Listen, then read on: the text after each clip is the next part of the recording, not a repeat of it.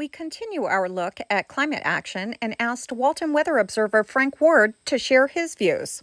The climate section of the new Inflation Reduction Act, passed on August 12th, is expected to speed the transition to clean technology with non-polluting energy, solar, wind, nuclear power, geothermal energy, and hydropower that could supply up to 81% of the country's electricity by the end of this decade.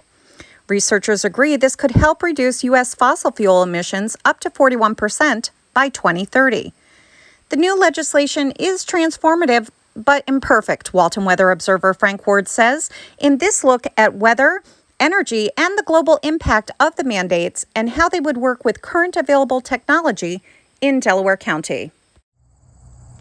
Good day to everyone. We're standing in front of one of the solar arrays that's here in Walton, and a little bit of talk about green energy, since it seems our government is going to make us do it whether we like it or not. Okay, this is not a political thing, and what's going to happen is going to happen. What I'm going to do is give you some facts, not only on solar but also on wind towers, because both are the things that are being considered.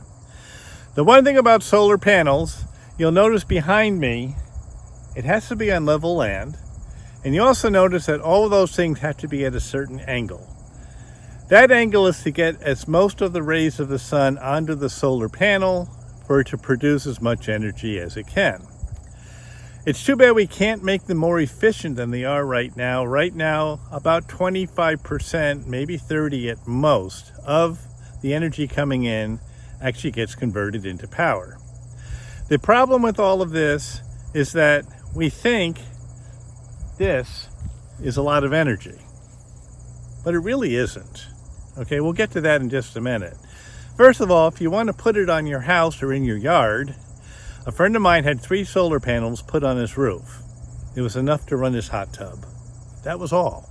Okay, if you're going to go off grid and you want to be free and independent of all this and be totally green, you better have some acreage and things around you too to erect solar panels around your house. The panels you're going to pay for, and depending on what you want, cheap ones are $235 to $250 a piece, and the more expensive ones are $330 to $350. That doesn't include the mountings, it doesn't include the cement to hold them in place. That's just for the panel. They're made out of rare earth elements, and as much as I hate to say it, China has bought up almost all of the mines on the planet that do rare earth.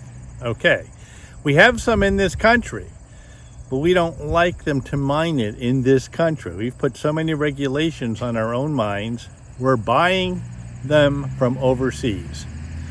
China basically has it all locked up, like it or not, okay? They even have purchased and made factories in the other countries that can make them. So basically it's still Chinese.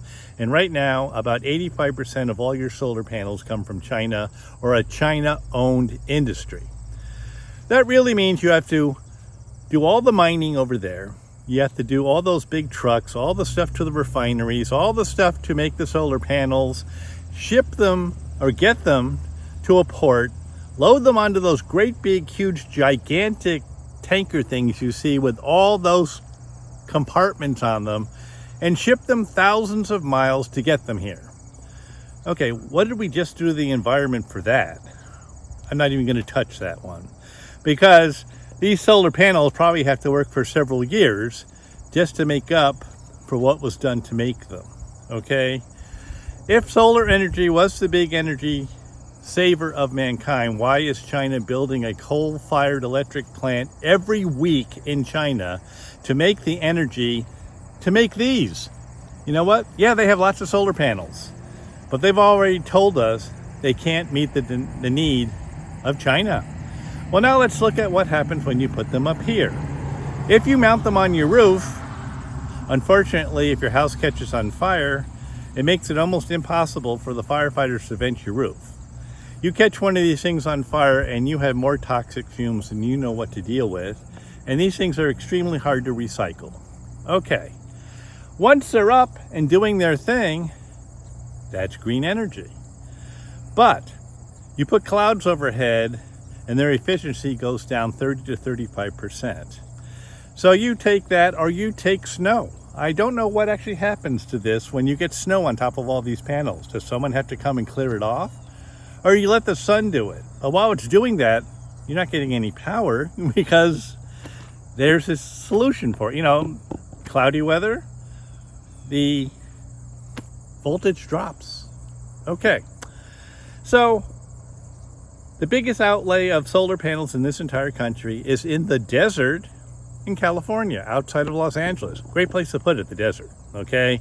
You're not going to be cutting down trees, you're not going to be doing grass, you're not going to be doing anything to affect basically what lives out in most of those deserts. There isn't a whole lot.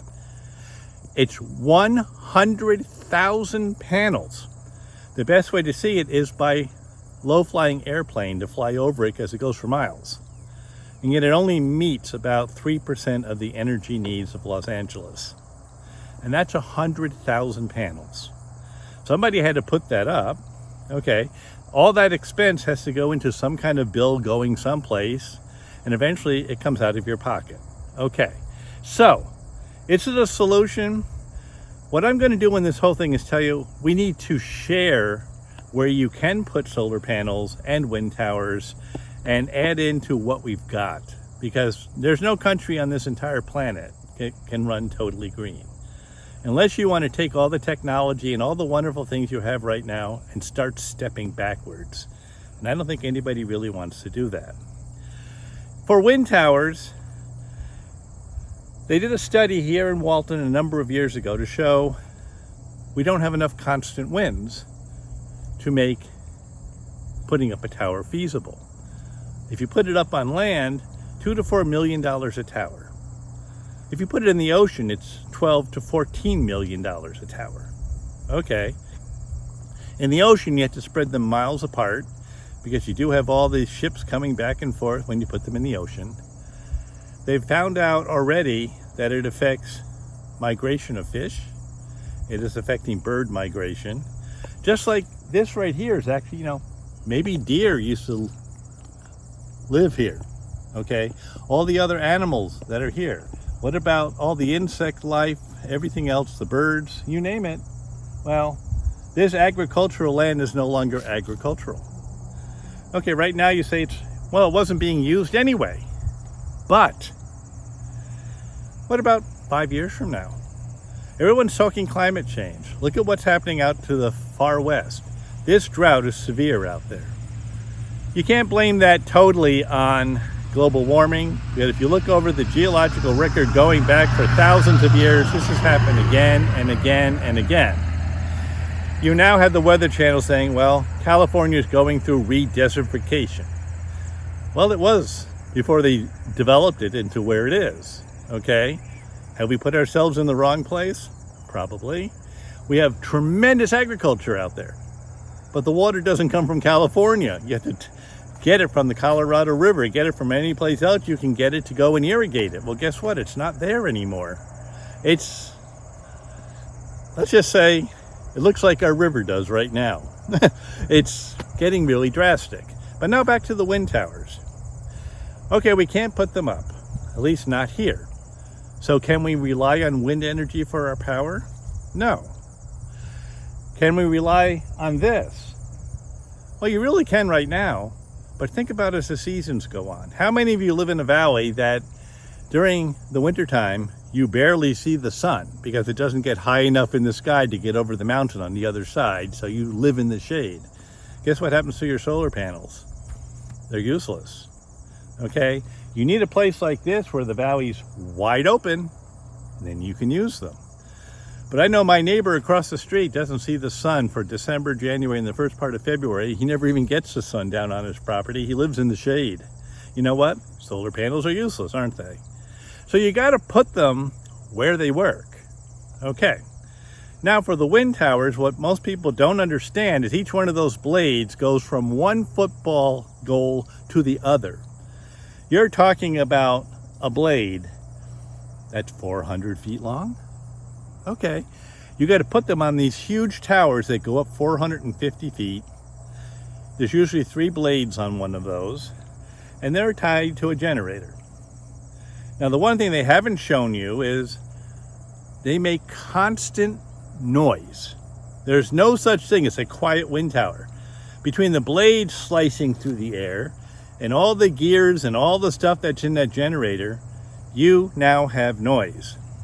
That's why our governor here in New York is putting them on islands off into the Atlantic where nobody's going to see them. Because who wants constant over your head? And that's what you get if you put them anywhere nearby. And not just your property, everybody else around it too. Okay? They need maintenance. Twice a year, you got to go in and maintain these wind towers. The blades wear out, and so do the towers. They're made out of something that, believe it or not, between all the chemicals and stuff to keep them weatherproof and everything else, that right now we can't recycle them. And that's why, if you can go to your library, go to your computer, and get Discover May, June 2022, it's called Power for the Future. They actually did a good job. Because they say right now and for the next 15 years, all the wind towers here in the United States will produce 20 million tons of waste that right now has to be dug into the ground and buried. Where are we going to put that? We have enough trouble keeping our landfill here open, let alone trying to find a place to put all this stuff. By the way, that's a full-size bulldozer right there. So that is giving you some idea of the waste. And this is right now. You put more up, more waste. Okay, is that really solving anything? I don't know. Okay, I have no answer to this whole idea of whether wind towers and solar energy, I say share. Put them up, reduce what we can. But you can't do away with what we have right now. Because let's say you have cloudy weather, so the solar panels aren't working, and no wind. Now what do you do? Texas found out during this horrible heat wave we've just had, the solar panels were working at 100% of their efficiency. Terrific. But there was no wind. So all those wonderful wind towers weren't functioning at all. They were actually having power shortages. Take it the other way around. A few years back, they had that horrible ice storm. And you found out what it did to all the wind generating things. In fact, they couldn't work at all, and there was damage that had to be fixed. Okay. That's because Texas didn't think they needed to put in all the heating stuff to keep them warm in the cold weather, because they don't often get an ice storm. Well, that means every place in this country that has winter has to take part of that energy from that wind tower just to heat the tower up and things during the winter time to keep it functioning. You know what our winters are like around here. Sometimes we get to 30 below zero. Okay, what's that going to do? And how much of that wind tower is actually going to keep the wind tower functioning instead of producing energy for you? I have no answer to this question at all. Okay, all I'm doing for you, and this is a great magazine because they put graphs in there. We can't build any more hydroelectric dams. Why? Because there's no more place to dam up. They also found out that big bodies of water can trigger earthquakes from faults under your feet. So therefore we just can't create big places and put dams in front of them. It doesn't work. Okay, so we're sort of leveled out for that. They're going to take solar energy and it takes up this much of the graph and they put wind on top of it. But you have to, the bottom of the graph still shows you how much of all of our energy we get from from fossil fuels. At one point they were going to stop us from burning wood up here. Why? These trees do store carbon, but it's present day carbon. It's not stored carbon, it's carbon that is here and was here, and new trees grow and take it back up again. That part makes no sense, okay? We do have to be more efficient. That's what I'm going to say. Yesterday I went into one of the supermarket parking lots. There was a great big huge SUV totally running with the dog inside while the person went inside and did all of their shopping. And then they come out and say, oh, look at the price of fuel. What did they burn while it was sitting there in the entire parking lot for all that time to keep the dog comfortable? Leave the dog home. Look at all our cities. Everyone's, oh, look at the beautiful city skylight. Look at all the beautiful lighted up buildings. Isn't that really wasted energy? You know what? How many people just leave their TV on and go outside and do everything, never shut it off? Or never shut the lights off? Or never, you know what? If we become more efficient in how we're using our energy, maybe we'll solve part of this problem. Okay, we need to share everything, but one of these or all of it is not enough. We cannot function, and there isn't a country on this planet that can function totally green, except for the countries that have no technology right now. And they can't put these up because they can't afford it.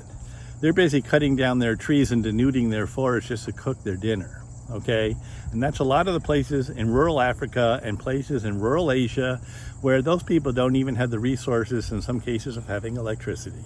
You know what? Could we give it to them? Yeah, but how? Okay, we have a problem. Last but not least, one of my students 15 years ago said, Mr. Ward, have we passed the point of no return? And I shrugged my shoulders. I said, this world is on a cycle. It is going to repeat this cycle over and over and over again. Our next ice age is probably 12,000 years from now. And you may say, oh, who cares? Okay, that means the planet's going to get really cold. You know, before the planet gets really cold, it gets really warm.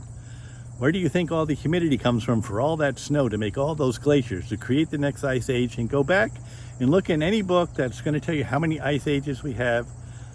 Dozens of them. So whether we're here or we're not here, whether we're extinct or we're still here, this planet's warming up right now because it's supposed to. Okay, there's not much we can do about that. The only thing is, we're making it a little bit quicker than what it was. The United States can do its part in reducing emissions and moving toward green energy, Frank Ward said. But if every other country in the world doesn't do its part, the rate of resulting global warming will remain unchanged. To subscribe to or advertise in The Reporter, call 607-464-4009.